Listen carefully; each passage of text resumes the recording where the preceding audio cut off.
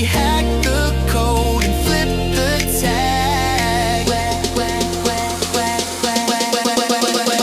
Where cliches come to retire. Drop that beat, turn down to fire. Say what's real, make fears take a seat. Unconventional wisdom, dancing on your feet. Hey.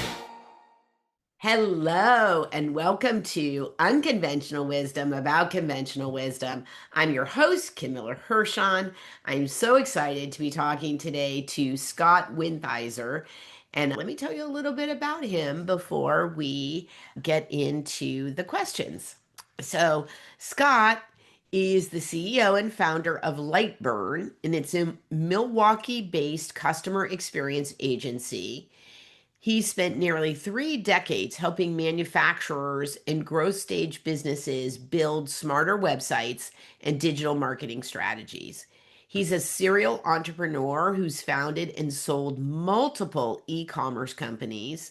Scott brings a practical business owner's perspective to every challenge. So, Scott, welcome. Hello, thanks for having me. All right. Okay, Scott, here's your random question. What's your walk-on song? You walk into a meeting and what song is going to play? That's a tough one. I think if I actually had to pick one, so I don't even know the name of the song. I'm in Milwaukee. Our baseball team is the Milwaukee Brewers. Our catcher, Contreras, who's from Venezuela, has an amazing walkout song. Ah, I assume it's Venezuelan, but I don't know for sure. And it's just fantastic. I don't think you can beat that as a walkout song, so I'd probably pick whatever song that was. I love that.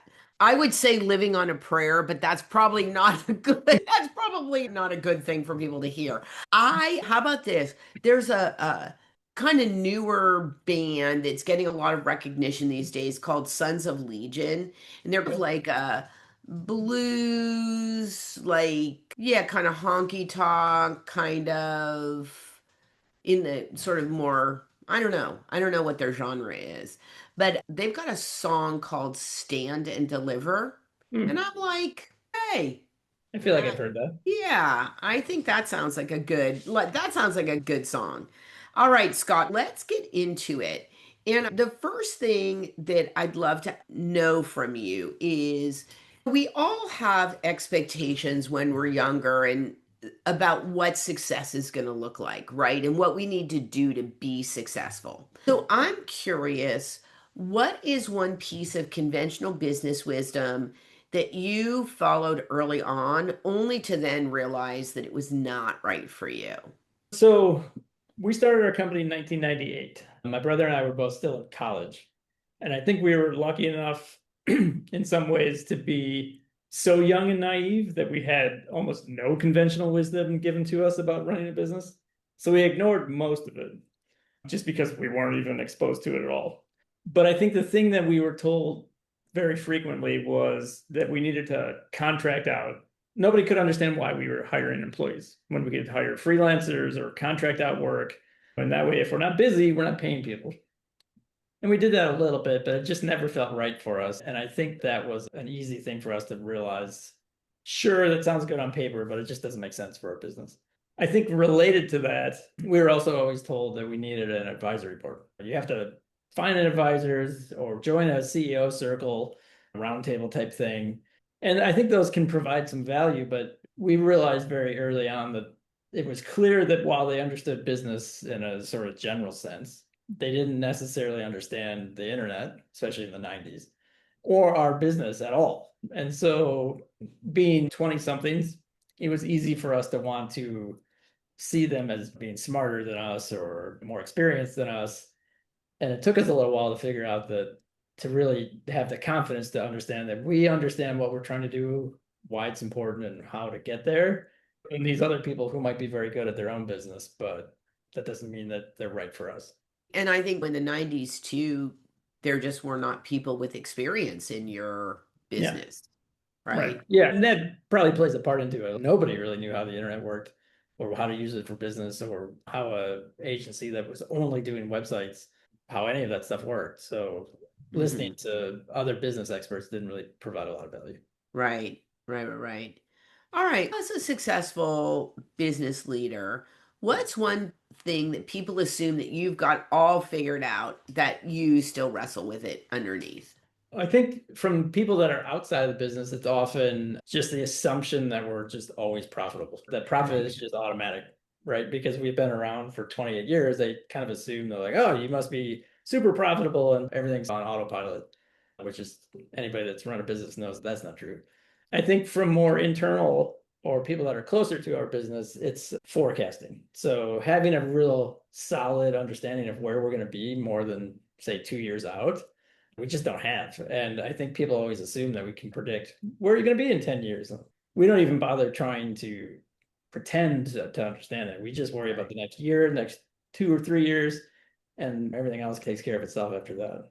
Right. You and your brother still are still both part of the company?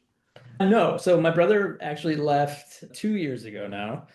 We started a separate business. He's actually building custom homes now, which is totally different than websites. The kind of cliche when we were starting was that building a website is like building a house. You got blueprints, and I can tell you that it's not.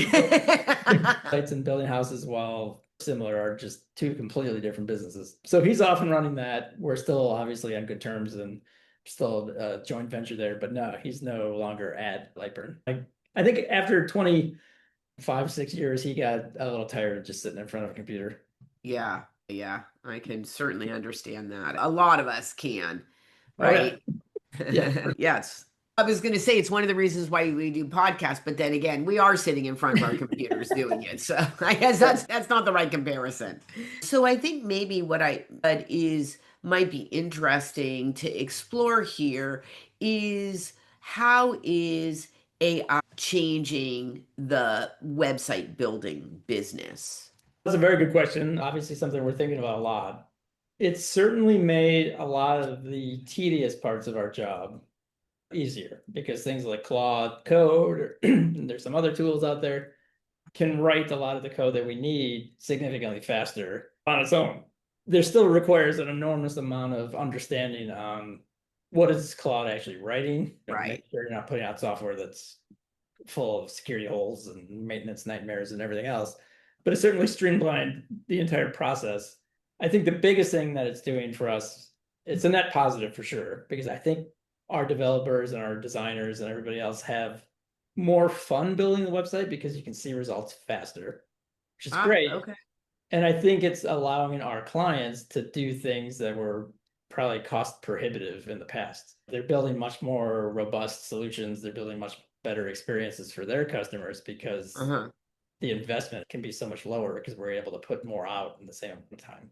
And are you getting any pushback from prospects saying we don't need you because we have AI? We can just build it.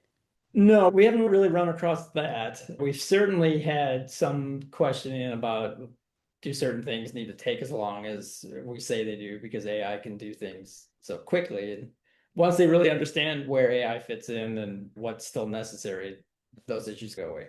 In our business, we've always been exposed to a little bit of that. The joke was always when we started was always like, my nephew knows how to build websites, so why do I need to hire you?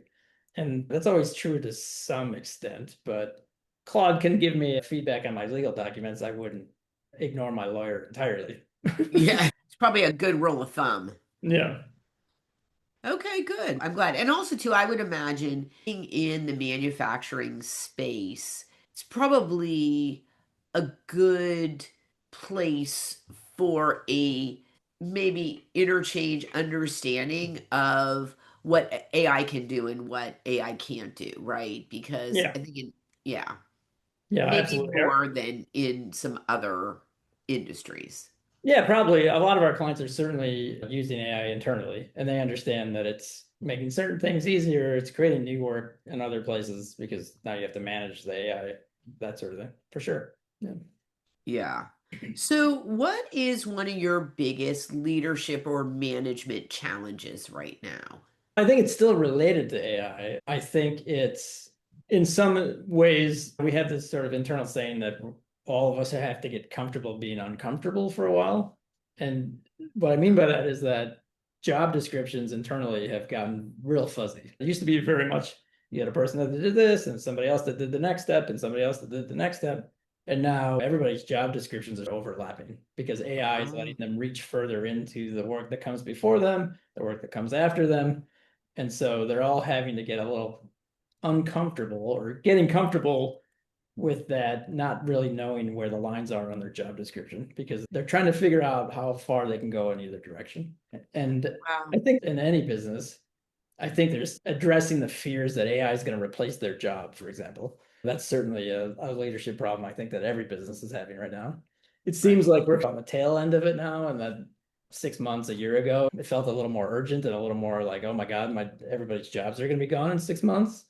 Whereas now I think people that have used AI a lot more, like our team uses AI constantly, they understand that yes, it's good at certain things, but there's just no way that it's going to replace their job Right. still anytime Yeah. soon.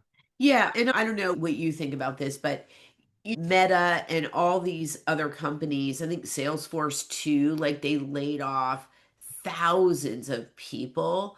I think it was mostly in customer service relative to AI. And I think Meta has just invested so heavily. And so far, they have not had the results that they had, right? Yeah, I agree with that. And I think to compare any business to Microsoft or Amazon, or if you don't have 100,000 employees, it's just not apples to apples.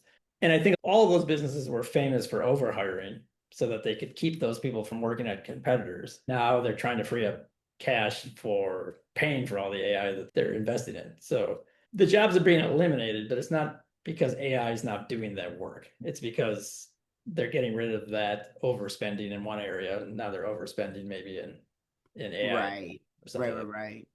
You know what? One thing, it actually came up with another podcast guest a while ago, but I think is super interesting. And I'm curious if you have an opinion on this that, like, what the job market, say you had, my kids are grown, right? But say you had young children at this point. It is wild to think about what is the job market going to look like when Mhm. a 5-year-old gets through college, right? And Yeah. they're looking for a job. Yeah, my kids are 16. I have twin boys that are 16, and they're close enough where we have to think about it, but far enough away where it's scary because 2 years of high school, 4 years of college, who knows what the job market's going to be in 6 years with Right. AI. I can't even picture what AI is going to be doing in 6 years. Right. And also, too, I think to some extent at that point, I'm not sure things are really going to be all sorted out by then, Yeah. right? So I think what's going to happen in 15 or 20 years is going to Mhm. be, I think, very different than what it's going to look like in 6 years from now. Yeah, I can't even imagine 20 years from now. Right. You know what's really interesting is my nephew, who's trained as a software engineer, and he was writing code. And then Mhm. he took a little bit of a sabbatical just because, again, like what your brother said, like really, he's much younger, but like really tired of just sitting in front of the computer all day.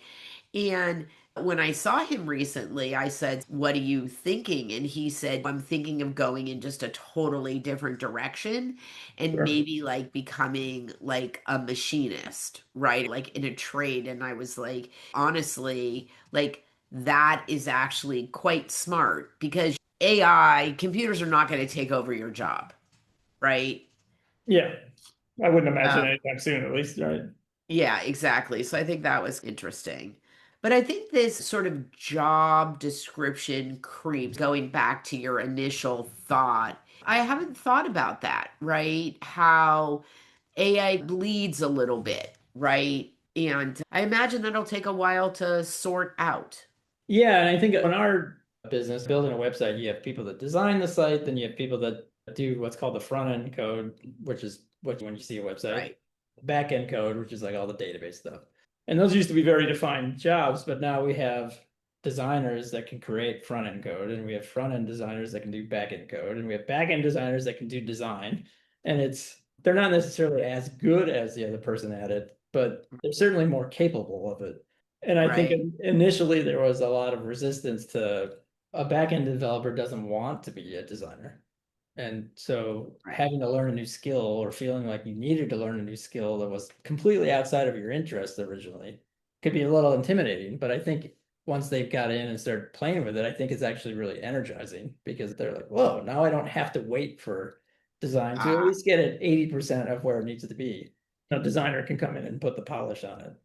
And so I right. think that's making everybody's jobs a lot more fun in some ways. So, Scott, how are you dealing with training in your org around these things? Are people just figuring it out on their own, or how does that work? For us, originally it was a little bit of just playing around on everybody playing on their own. And now I think it's every 3 weeks. We meet as an entire team. We're only around 25 people, so we're small enough where we can do this. But we meet as a whole team every couple of weeks and we just share what we're doing. So people share, we call it an AI open skate. So we come in, there's usually a few topics. People will demo, this is what I used AI for. This is challenges I had. I don't know how to do this. And we just kind of share knowledge as much as we Uh-huh. can. And then usually sparks ideas, and then everybody goes off and starts playing around with some other stuff. And then along the way, we're just trying to put our CEO is very good at putting in processes in place of, okay, now we've figured out these aspects. So this is how we're going to do the things that we figured out. This is the Lightburn way for what we've established. And these are the areas that we don't want to really mess around with. And then still encouraging that sense of discovery or that sense of research and development. And I think you hit upon something that's super important here, which is what are the guardrails, right? Well, actually, I listened to a presentation recently where somebody sort of had people raise their hand. Who knows what your employees are doing with AI? And anybody who raised their hand, he's like, yeah, no, you actually Yeah. really don't. And so I think he was just saying you really do need guardrails Mhm. around kind of what systems they're using in the same ways you talked about. You don't want to create holes or security gaps or anything for a client. Mhm. You also want to make sure that internally you have those guardrails. So I love that your CEO paying attention to that, Yeah. and I think it makes a lot of sense. Yeah, and for us, it was very easy to put guardrails. You can play around with AI for all this stuff that we do that's never going to leave the business. It's just internal stuff that we're messing with. Working on client projects, these are the areas you can use AI because we've established that they're safe, they produce quality work, they don't go against any requirements from the client. And so, where those sandboxes you can play and live, I think you have to outline those to begin with. Otherwise, Right. people are just all over the place. And I think that's super smart. All right, what's one unconventional habit or mindset shift that's helped you grow the business, do you think? I would say one thing we've always done that's kind of goes against maybe traditional business wisdom is I think traditional business, you need to put margins over payroll, for example. And so your payroll can't be more than a certain percentage of your revenue. You can't pay people more than X. You got to put profits first, or it's not worth doing, which is true to some extent. But I think for us, it's never been a bad investment paying our employees as much as we possibly can because our employee tenure is very long. Their investment in the company is great. They're with you through good times, bad times, and they really help drive the business instead of just coming in and feeling like they're just a cog in a machine. And for a small company like us, that's almost entirely based on people. We don't have machinery or whatever else. Right. Uh, I don't think you can invest too much in your employees, even if that means maybe your margins next year are a little lower than what benchmarks tell you that they should be. Unfortunately, I think it's quite unconventional, Yeah. right? Especially for a small company, I think you would think from the outside that people are paying less at a small company than they would Mhm. be elsewhere, Yeah. right? And it's refreshing. It's refreshing to hear that is a priority. Yeah, it's never backfired on us. Certainly, obviously, everybody wants to make more. I do, my employees do. But I think paying your team as much as possible is never a bad policy, even if it goes against that sort of conventional, this is where you need to spend your money so much on marketing, so much on payroll, so much on whatever else. We don't always follow those benchmarks. We overinvest in our team and it's always paid off.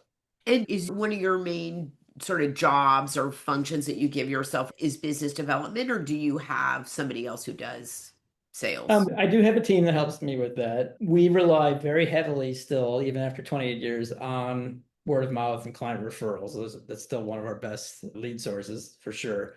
We have an incredibly high retention rate for our clients. I think like We're getting close to the end of the year, so predicting next year, for example, we'll probably have 85% of our revenue for next year from clients we already have. So we're not having to chase after new clients at the same rate as maybe some other. So do you maintain people's websites as well? Yes, so we project-based work where we're doing like a big brand new website and then we hand it to a client and then that's it.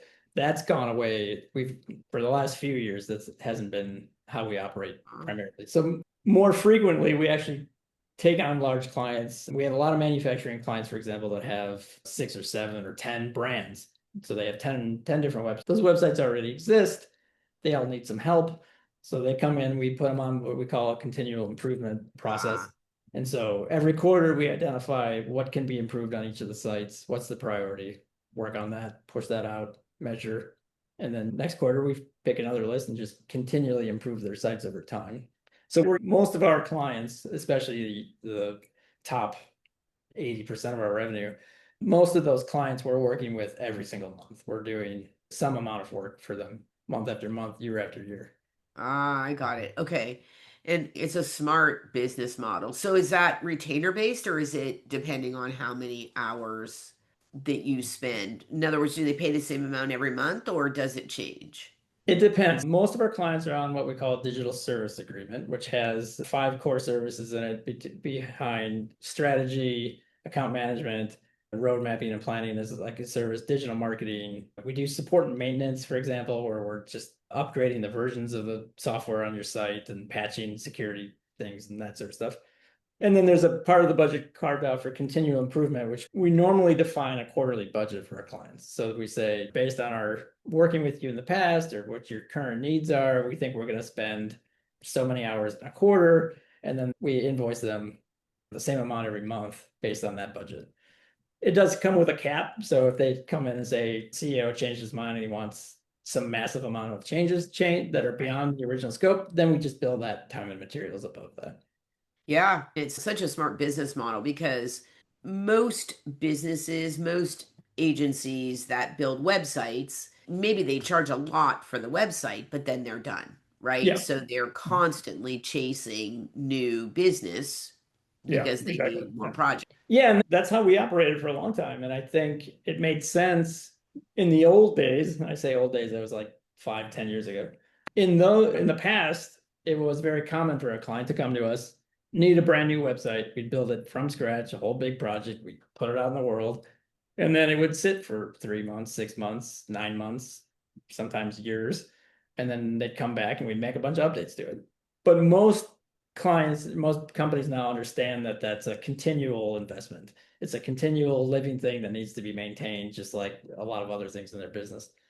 So most of our clients now, when they come to us, we're not even doing a large redesign project anymore. We're actually starting with the continual improvement process. We're taking what they have, making it better quarter after quarter, not starting from scratch. Yeah. Boy, things have really changed, huh? And it's great for us. It was always fun getting those big dollar amount, big projects that last 18 months. But having that recurring revenue and knowing what our revenue, we can already have a pretty decent idea of what our revenue next year is based on the clients we have and where they're headed. Right. Which is very helpful. Super helpful. Right. Especially when you pay your people. Yep. And especially when you're trying to sleep at night. Yeah, exactly. Cool. In this iteration of you've been doing this for 28 years, you're going to feel imposter syndrome at this point in your life, even if it's just that little intake of breath at a time. What circumstance would make you feel it? And then how do you get yourself back either neutral or moving forward? Sure. I first learned about imposter syndrome 25 plus years ago. I think I was reading an article in Wired magazine about this business that was doing great. And some of the leadership team was going through the owner's office for something, I don't remember why. And they found a drawer full of awards that they had no idea existed because the owner felt imposter syndrome and felt like a fraud or whatever else. And so he was essentially accepting these awards and not telling anybody, including his team. And I thought that was super interesting at the time and something I could relate to. But since then, I've learned to really despise the term imposter syndrome. It's one area that I think that kind of sets me off sometimes.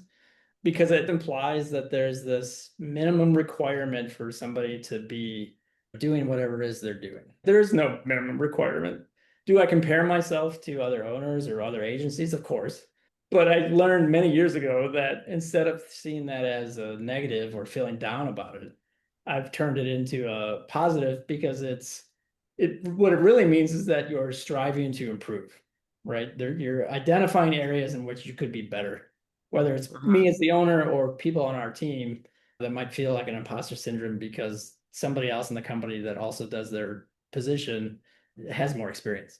And so reframing that as you're not an imposter because you're trying to improve. You're actually really good at what you do because you're aware that there are areas that you could be getting better at. We can't all be the very best at whatever job it is we do, and there is really no such thing, right? So I think imposter syndrome is definitely one of those things I've learned to flip over and not see it as a feeling down on yourself, but instead reminding yourself that those are just areas of improvement and they're opportunities that you can follow to just keep getting better at what you love doing. And I think to your point, you never feel uncomfortable, which imposter syndrome is that sense of uncomfortableness, Right. then you're really not stretching yourself enough. Yeah, exactly. Yeah. And I've told people that in employee reviews multiple times of it's not that you should feel bad about it. You should be self-aware enough to realize that's a positive, that you're identifying areas that you can improve in. And that's if you don't have that, I would be more concerned of That's like, right. yep, I have Exactly. everything I need. I'm exactly what I need to do my job. Then chances are you're not aware enough to realize there's areas to improve. And I do think that sometimes when it comes to imposter syndrome, sometimes we're holding on to an old story about ourselves that it would really, I think, behoove you to sit down and say, does that really still serve me? Yeah. Right? Yeah. That thought, does that really serve me? You know, where it came up for me, so I'm writing a book, and this came up in writing the book. I live in the San Francisco Bay Area and I used to go down to Silicon Valley to network, right? I would meet people and all they want to know is where did you work or who have you worked with, right? Mhm. And if you cannot name off the big players, right? If you can't say I worked for, at that time it was Facebook, right? Facebook, Amazon, Google, right? eBay, PayPal, right? If you can't name those things, I kid you not, Scott, it's like you could almost physically watch them turn away from you, right? Sure. You become unbelievably uninteresting to them, right? Yeah. And I talk about imposter syndrome. Every time I would have that experience, I would feel bad about myself, right? Mhm. As if somehow I wasn't successful or wasn't worthy because I didn't have that cachet behind me, right? Mhm. It took me a long time to realize if that's what they care about, then that is not the space that I want to play in. Here was the answer. The answer was get the heck out of there, right? Right. Go talk to people who value who you are, right? And what you bring to the table, and stop putting yourself in circumstances where names are the only things that matter. Yeah. Yeah. And I think that's common with it's clear that those people don't actually know how to evaluate you or what you know. They're just using your title or your current work history as I know those companies and they're good, so she You must be must good. be good, Yeah. right? And if I don't You know the know, companies, it's then you must not be. there you go. And it's funny because although this has not happened to me in years, but it would come up for me in a different way, that credential thing. People would also, if we were talking about coaching in particular, people would ask me, do you have a coaching certificate or what are your credentials? And I would say, I'm happy to answer that question, but let me ask you a different question. What is important to you about that? Yeah. Because here's what's interesting about that, because that question is actually about them and not about you, Mhm. right?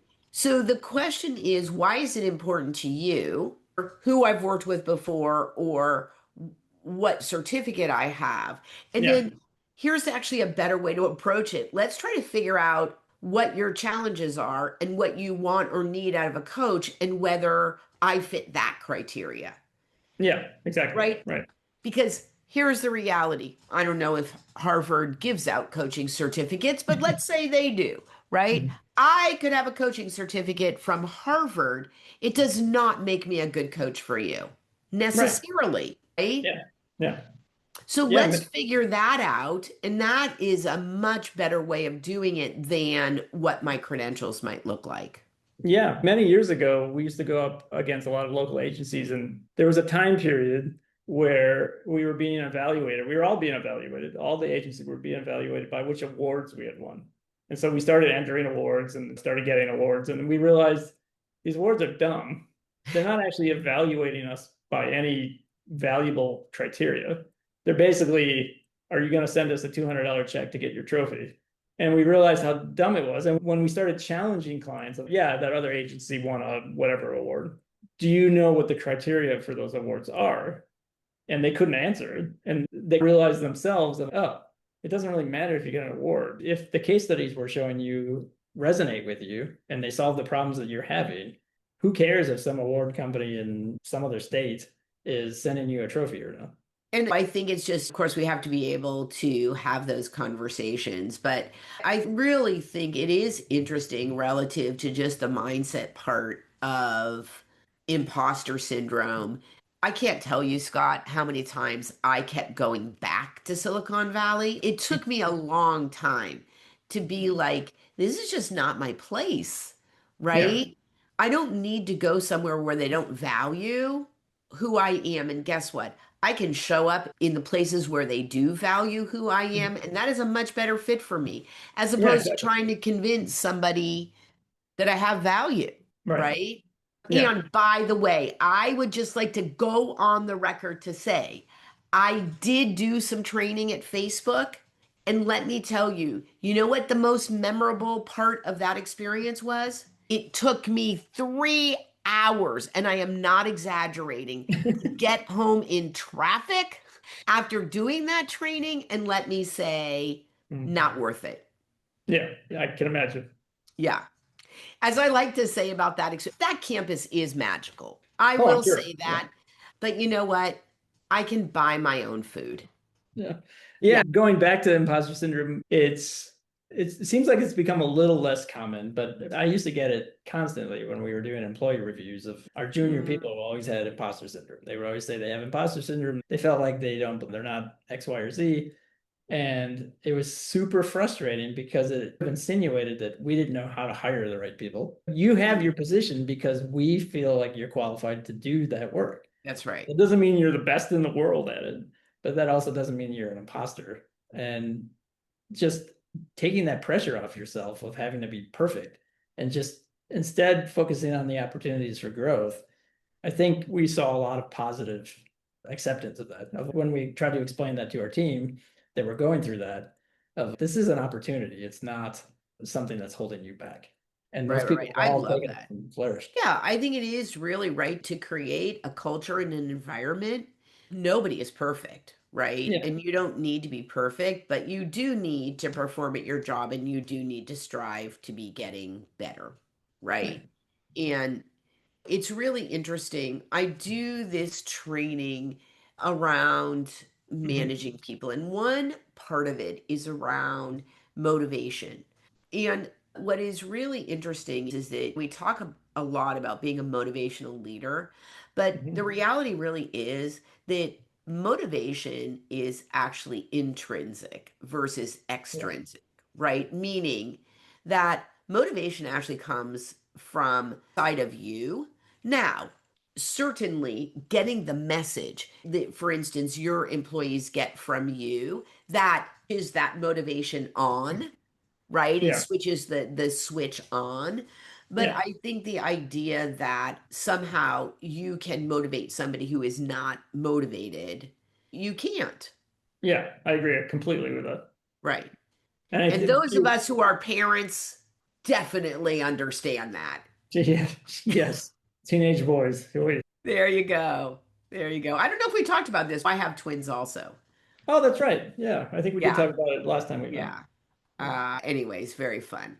All right, Scott, thank you so much. This has been such a great conversation. And I think we've touched on some really interesting and different points. And I particularly like your thoughts and how you're using AI internally. I think that's a really interesting thing, and how just love to know over time how you solve that sort of job creep issue, because I think Sure. that's a new issue. Yeah, absolutely. Yeah. Yeah, I think our team's getting more comfortable with it every day. Yeah, I love that. All right, friends, you have been listening to Unconventional Wisdom About Conventional Wisdom. I'm your host, Kim Miller-Hershon. You've been listening to Scott Wintheiser. Scott's information will be in the chat. And I'm assuming, Scott, that you could do websites for manufacturers or for businesses anywhere, Oh right? yeah, we have clients all over the country and Yeah. some that are actually outside of the country. So Well, yeah. there you go. Okay. So you've got Scott's information. For me, I'd love for you to do two things. I'd love if you like this conversation, please subscribe. That just helps us. And secondly, I'd love for you to subscribe to my newsletter. We do it once a week. It's got a lot of good information in, but it's just one thing. And then we help you take action on the one thing. Thank you for listening. Go out there and be a better human. Where cliches come to retire.